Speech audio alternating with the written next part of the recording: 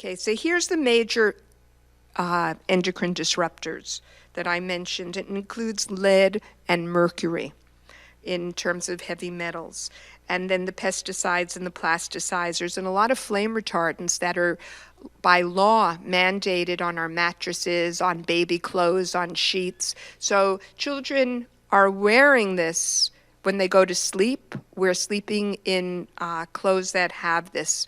Always wash your clothes before, when you buy them, if you can, before wearing them, to get some of that residue off.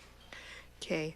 Other things endocrine disruptors may do are create sleep disturbances. We mentioned the weight, sexual interest, function change, menstrual changes, libido, fertility, as I mentioned, and diabetes.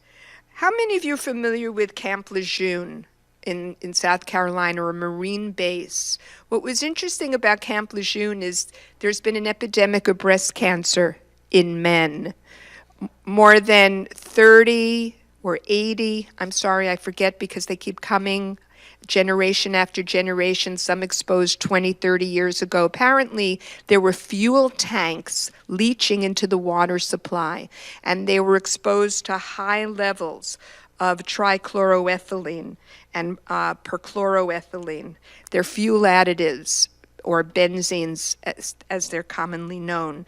And this says 70 men were diagnosed with breast cancer. And this has alerted now policy and the health industry to start to think about chemical exposures, because when it was just women, it was something just like prostate cancer. Oh, it's just something that happens.